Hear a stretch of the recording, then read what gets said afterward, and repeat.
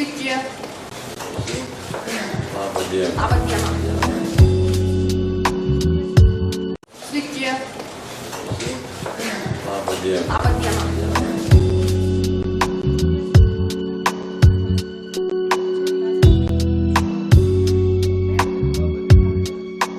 Sakykit, kaip jaučiatės atvykęs į Lietuvą? Ar nėra kaip iš didelio katilo įkritęs mažą puodelį?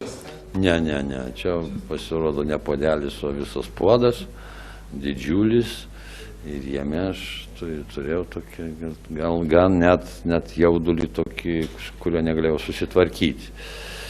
Nes jaudinausi, kaip mes, kur, bet jutausi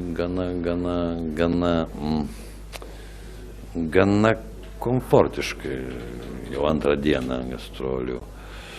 Ir tokio priėmimo aš nesitikėjau, aš labai dėkinga žiūrovui, teatralams ir neteatralams, kad dar aš atliepia į mano kažkokius sapnus, svajones, skausmus, surandu tos pačius taškus, kažkokį bendravimą su...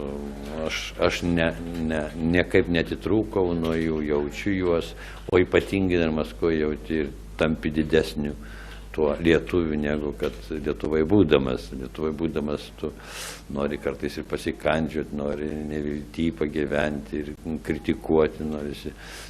Iš ten atrodo, kad žmonės čia daug įdomesni, gražesni, tai tokie jie ir yra. Tik tai galbūt gyvenimas jos kažkaip provokuoja kitiems veiksmams, kitoms mintims, nusivylimui. Bet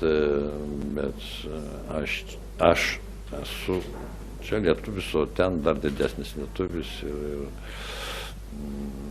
Tai kartais malonu pajusti. Vieną kartą užmėgstas ryšys su žiūrovu nenutrunka, ar tai būtų Lietuvoje ar Rusijoje, kaip jūs manot? Ne, nenutrunka. Jisai ar lietuvių žiūrovas, ar rusų.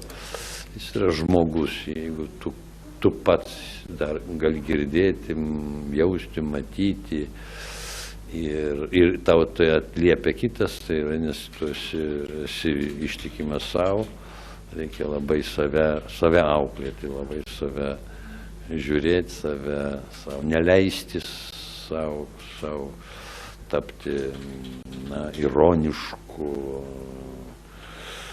piktu, kerštingu ir zliu, nepatenkintu. Reikia kiekvieną dieną mokytis gyventi ir pragyventi dieną be konflikto. Tai būtų idealu. Užsiminėte, kad turite pasiūlymų grįžti į Lietuvą, jei jūs labai vilioja, gal susigundysit?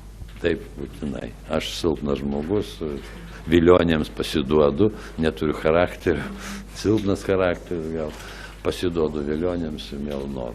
Ar tai reiškia, kad artimiausiu metu mes jūs dažnai matysim Lietuvoje? Taip. Tikiuosi, kad dažniau ir dažniau. Norėčiau palinkėti kantrybės, atsargumo. Ta, ką lietuvių tauta turi, tos užuojautos,